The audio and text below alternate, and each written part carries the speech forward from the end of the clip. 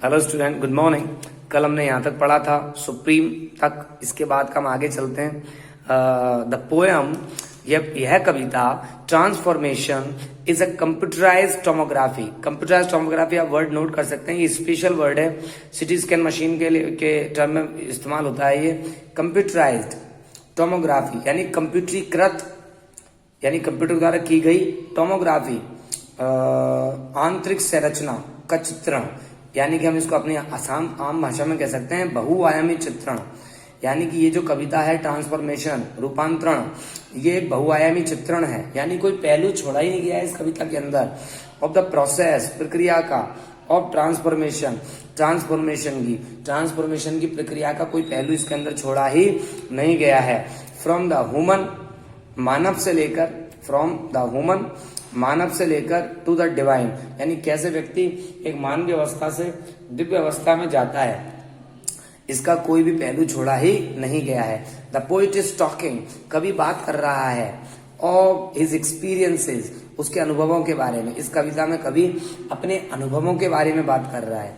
And realisations, और अपने जो अनुभूति हुई है उसको, रियलाइजेशन हुआ है, जो आत्मीय अनुभूति हुई है उसके बारे में बात कर रहा है। अब कब हुई है अनुभूति? At the time of his own transformation, at the time, समय पर, ऑफ हिज ओन, स्वयं के, उसके स्वयं के ट्रांसफॉर्मेशन, रूपांतरण, जब उसका रूपांतरण हुआ है, बदलाव हुआ है। फ्रॉम फ्लैशी, मांस मज्जा के शरीर से, टू स्पिरिचुअल, आध्यात्मिक शरीर में, एंड फ्रॉम वर्ल्डली, और सांसारिक व्यवस्था से, टू डिवाइन, दिव्य व्यवस्था में। अर्थात जब ईश्वर की भक्ति करते करते कभी सांसारिक व्यवस्था से दिव्य व्यवस्था में गया है और मांस मज्जा के शरीर से आध्यात्मिक व्यवस्था में गया है, उसका वर्णन किया गया है कवि ने किया है वर्णन इस कविता में। द पोइट्स सॉल, कवि की आत्मा, द पोइट सॉल, कवि की आत्मा, इज इल्यूमिन्ड, प्रज्वलित है, दिव्य है। ही इज, वह है, फुल, भरा हुआ, ऑफ रैप्चर, परमानंद से। कवि की आत्मा बिल्कुल प्रकाशमान है। दोबारा देखें, द पोइट सॉल, कवि की आत्मा, इज इल्यूमिन्ड, प्रकाशित है, ही इज फुल, वो भरा हुआ है, ऑफ रैप्चर, आनंद से, ऑन द प्रोस्पेक्ट, विषय में, ऑफ कंप्लीट आइडेंटिटी, और किस उद्देश्य के लिए? ऑन द प्रोस्पेक्ट, उद्देश्य के लिए, या इस विषय में, on the prospect of complete identity with the infinite. दोबारा देखें इस लाइन को, he is full of rapture, कभी पूरा भरा हुआ है परमानंद से, on the prospect of complete identity, इस संपूर्ण पहचान के उद्देश्य के साथ, विद द इन्फिनाइट, अनंत के, अनंत अर्थात इन्फिनाइट मतलब गॉड ही है यहाँ पर, यानी गॉड के साथ एक परमानंद की स्थिति में पहचान स्थापित करने के लिए कभी पूरा भरा हुआ है आनंद के साथ। ही सेज दैट, वो कहता है कि, ही फील्स, कि वह महसूस करता है, एज इफ, मानो कि, हिज ब्रीथ्स, कि उसकी सांसें, आर फ्लोइंग, कि उसकी सांसें बह रही है, इन अ रिदमिक, एक लयबद्ध, मैनर, तरीके से। कभी कहता है कि उसकी सांसें एक लयबद्ध तरीके से बह रही है। जो पोएम स्टार्ट होगी उसकी पहली लाइन में यही बात आएगी, which is very much mistake, और उसकी जो सांसें हैं वो बहुत ही मिस्टेक है, अर्थात रहस्यमयी है। ही फील्स, वो महसूस करता है, ए पेक्यूलियर, एक विशिष्ट, फ्लो यानी प्रभाव, और वो एक विशिष्ट, पेक्यूलियर, विशिष्ट फ्लो महसूस करता है, विद इन, अंदर। यानी कवि की सांस एक रहस्यमयी तरीके से बह रही है और वो अपने अंदर एक दिव्य एक गति महसूस करता है। समथिंग मेलोडियस, कुछ मेलोडियस, समथिंग मेलोडियस, कुछ मेलोडियस एंड म्यूजिकल, और रहस्यमयी, इज फ्लोइंग, कुछ म्यूजिकल, समथिंग मेलोडियस, कुछ मधुर, एंड म्यूजिकल, और संगीतमय, इज फ्लोइंग, बह रहा है, उमड़ रहा है, थ्रू हिज ब्रीज, उसकी सांसों के द्वारा, उसकी सांसों में बह रहा है, यानी कभी महसूस करता है उसकी सांसों में कुछ संगीतमय चीज चल रही है। Due to this musical flow, इस संगीतमय फ्लो के कारण, बहाव के कारण, हिज होल पर्सनैलिटी, उसका संपूर्ण व्यक्तित्व, इज इंटॉक्सिकेटेड, बड़ा इंटॉक्सिकेटेड हो रहा है, नशा हो रहा है उसको, नशापूर्ण हो रहा है, यानी उसका शरीर पूरा मंत्रमुग्ध हो गया है, इंटॉक्सिकेटेड हो गया है, नशा युक्त हो गया है। एज इफ, मानो कि, ही हैज टेकन, मानो कि वो टेकन कर चुका है, ले चुका है, पी चुका है, इन बॉटल्स, बोतल की बोतल है, और फाइन वाइन, अच्छी शराब की।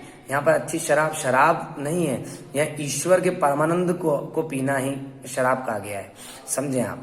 बट दिस वाइन, लेकिन ये शराब, इज नॉट, नहीं है, सिंपल वर्ल्डली वाइन, साधारण वर्ल्डली सांसारिक वाइन, शराब। इट इज द वाइन, यह शराब है, ऑफ इन्फिनाइट, अनंत की। He is now under the influence, कभी है अब, अंडर द इन्फ्लुएंस, प्रभाव में, ऑफ गॉड, ईश्वर के, अब कभी ईश्वर के प्रभाव में है, अब कभी परमानंद की स्थिति को पा चुका है और वो पूर्ण रूप से ईश्वर के प्रभाव में है। ही हैज लॉस्ट, वह खो चुका है, इनटू इन्फिनिटी, परमानंद में, वो परमानंद में खो चुका है। नाउ, अब, ही इज एबल, अब वो समर्थ है, टू सी, देख पाने में, अब कभी जो है वो समर्थ है देख पाने में, द इन्फिनिटी, इन्फिनिटी को, अर्थात ईश्वर को, ऑफ टाइम, अनंतता को, ऑफ टाइम, समय की अनंतता को देख पाने में समर्थ है। अब वो देख सकता है अनंत समय को। अनंत समय को आप जानते हैं कौन देख सकता है? जो योग में सिद्ध हो चुका हो, जो कई कालों को देख सकता है, उसके लिए कुछ नहीं छुपा रहता। वो जब ईश्वर से हमारा संपर्क स्थापित हो जाता है योग विद्या के द्वारा, तब कुछ भी हमसे छिपा नहीं रहता। तब ये संपूर्ण जगत हमारे हाथ में एक बेर के समान, एक आंवले के समान हो जाता है, तब कुछ नहीं रहता है। लेकिन यह अवस्था बहुत उत्कृष्ट अवस्था होती है, इस अवस्था तक पार पाना बहुत कठिन होता है। नाउ, अब, कभी, ही इज एबल, वो समर्थ है देख पाने में, या वो देख पाता है, द इन्फिनिटी, अनंतता, ऑफ टाइम, समय की, अब वो समय की अनंतता को देख पाता है। इन हिज ड्रीम, अपने स्वप्न में, द पोइट हैज मिंगल्ड, यहाँ पर कभी जो है ना, मिंगल्ड मतलब मिक्स्ड, यानी कभी मिला चुका है, मिक्स हो चुका है, विद इटर्निटी, अलौकिकता के साथ, कभी यहाँ पर दिव्यता के साथ मिल चुका है। द पोइट सेज दैट, कभी कहता है कि एवरी सेल, प्रत्येक कोशिका, ऑफ हिज बॉडी, उसके शरीर की प्रत्येक कोशिका, इज चार्ज्ड, भरी हुई है, विद द स्पिरिचुअल एनर्जी, कि उसकी जो शरीर की जो कोशिका है वो भरी हुई है विद द स्पिरिचुअल एनर्जी, आध्यात्मिक ऊर्जा से। यानी उसका शरीर पूरा का पूरा जब ईश्वर में लीन होने जा रहा है तो बिल्कुल आध्यात्मिक ऊर्जा से भर गया है। एंड एवरी नर्व, और प्रत्येक स्नायु तंत्र उसके शरीर का जो है, नर्व जो है, जो उसका तंत्रिका तंत्र है, ऑफ द बॉडी, शरीर का, इज संक, वो डूब गया है, इन द स्ट्रीम, प्रभा में, लहर में, ऑफ डिवाइन हैप्पीनेस, दिव्य प्रसन्नता के, मतलब उसका पूरा शरीर बड़ा दिव्य रूप से प्रसन्न हो रहा है। यानी कि परमानंद को पाने के बाद उसके शरीर की सुधि नहीं है, उसका शरीर विधेय हो गया है, विधेय जिसको अपने देह की सुध ना हो, ऐसा शरीर हो गया है। दिस स्ट्रीम, ये जो धारा है, ऑफ रैप्चर, उसके परमानंद की, इज ट्रांसपेरेंट, वो बड़ी ही ट्रांसपेरेंट है। ट्रांसपेरेंट है अर्थात इसको हम कह सकते हैं, ट्रांसपेरेंट का मतलब यहाँ पर कि पारदर्शी हो गई है। दिस स्ट्रीम, ये जो धारा है, ऑफ रैप्चर, परमानंद की, इज ट्रांसपेरेंट, ये बिल्कुल पारदर्शी हो गई है, बिल्कुल, एंड क्रिस्टल क्लियर, क्रिस्टल धातु होती है, यानी कि बिल्कुल पारदर्शी, बिल्कुल क्लियर, सुस्पष्ट नजर आ रही है। जिस प्रकार से कांच के पार हम बिल्कुल क्लियरली देख पाते हैं, उसी प्रकार ये भी नजर आ रहा है अब, यानी उसका परमानंद बिल्कुल उसके ऊपर छा गया है। दोबारा देखें, दिस स्ट्रीम, ये जो उसके परमानंद की धारा है, और रैप्चर, परमानंद की, इस ट्रांसपेरेंट, पारदर्शी हो गई है, एंड क्रिस्टल क्लियर, और बिल्कुल क्लियर हो गई है, स्पष्ट हो गई है। थ्रू दिस स्ट्रीम, इस धारा के द्वारा, इस धारा के माध्यम से, गॉड विल एंटर, और ये जो धारा है, ये जो प्रवाह है, जो कवि के अंदर आ रहा है, इसी के माध्यम से गॉड विल एंटर, ईश्वर प्रवेश करेगा, हिज सेल्फ, उसके अंदर, कवि के अंदर प्रवेश करेगा। द डेक्स कहते हैं बंदरगाह को, बंदरगाह पर वो स्थान बंदरगाह ही समझ लें आप, क्योंकि बंदरगाह पे वो स्थान वैसे तो जहाँ पर जहाजों को बांधा जाता है, तो बंदरगाह पे जहाजों को बांधा जाता है। हम यूँ भी कह सकते हैं डेक्स यानी वो स्थान ही है जहाँ से माल चढ़ाया जाता है, उसको ही बोलते हैं द डेक्स। और कभी को ऐसा लग रहा है कि उसका वो एक किनारे पर खड़ा हुआ है, और जो डेक्स है, जो स्थान है, आर नाउ क्लियर्ड, अब पूरा का पूरा बंदरगाह खाली पड़ा है, फॉर हिज बिकमिंग, बनने के लिए, a part of the supreme, part बनने के लिए, हिस्सा बनने के लिए, ऑफ द सुप्रीम, सुप्रीम का अर्थात गॉड का, यानी गॉड का हिस्सा बनने के लिए अब वो बिल्कुल तैयार खड़ा है। नाउ यानी कि अब ईश्वर में बिल्कुल लीन होना चाहता है उसका शरीर। नाउ ही कैन सी, और अब अरविंदो कह रहे हैं कि वो देख सकते हैं the all mighty, all mighty यानी कि ईश्वर, अब वो गॉड को देख सकते हैं। आगे देखें, द पोएट, कवि, हैज ब्रिलियंटली डिस्क्राइब, कवि हैज ब्रिलियंटली, उत्कृष्ट तरीके से डिस्क्राइब कर चुका है, वर्णन कर चुका है the post transformation condition, transformation के बाद की स्थिति को, ऑफ हिमसेल्फ, स्वयं की। ही सेज दैट, वह कहता है कि he is no more subordinate, कि जब उसने अपने आप को ट्रांसफॉर्म कर लिया है, जब उसने अपने आप को रूपांतरित कर लिया है, तब वो नहीं रहा है सबऑर्डिनेट, दास, गुलाम, टू द वर्ल्डली थिंग्स, सांसारिक चीजों का। हिज ओन बॉडी, उसका स्वयं का शरीर, and to nature, and to nature, और उसकी जो प्रकृति है, उसके शरीर की, एंड वो अपने शरीर का गुलाम नहीं रहा है और प्रकृति का गुलाम नहीं रहा है, एंड इट्स रूल्स, और प्रकृति के नियमों का गुलाम भी नहीं रहा है।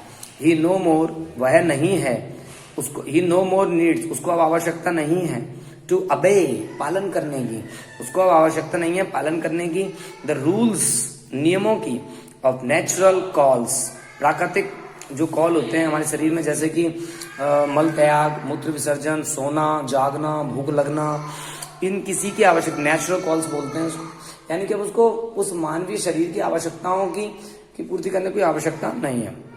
नाउ, अब ही इज फ्री, अब वो आजाद है, फ्रॉम द सेंसुअस एक्सपीरियंसेस, इंद्रियों के अनुभव से आजाद है, वर्ल्डली सॉरो, सांसारिक दुखों से आजाद है, एंड हैप्पीनेस, और कष्टों से, और दुख, और हैप्पीनेस का मतलब होता है भाई कष्टों से आजाद, प्रसन्नता से आजाद है वो, मतलब ना तो सुख से फर्क पड़ेगा ना दुख से। They are no more his concern, अब ये सब चीजें नहीं रही है हिज कंसर्न, उसकी चिंता का विषय, अर्थात ये अब उसकी चिंता का विषय नहीं है। हिज सोल, उसकी आत्मा जो है, नाउ मिंगल्ड, अब वो मिंगल्ड हो चुकी है, मिक्स हो चुकी है, मिल चुकी है, विद द यूनिवर्स, संसार के साथ, अर्थात उसकी आत्मा अब इस संसार के साथ लीन हो चुकी है, विच इज लिमिटलेस, और ये संसार लिमिटलेस है और आत्मा भी लिमिटलेस है, एंड अनफेदोमेबल, और उसकी आत्मा की गहराई भी अथाह है, अनफेदोमेबल, अथाह। इस बॉडी, उसका शरीर, इज नाउ, अब द अबॉर्ड, निवास बन गया है, अबॉर्ड है निवास, ऑफ द सुप्रीम, सर्वश्रेष्ठ परमात्मा का, दैट इज गॉड का। ही इज नाउ इल्यूमिन, अब वो इल्यूमिन्ड हो चुका है, प्रकाशित हो चुका है, दिव्य जागृत हो चुका है, विद गॉड्स इटर्नल लाइट, अब वो जल उठा है, विद गॉड्स, ईश्वर की इटर्नल लाइट, अलौकिक प्रकाश के साथ।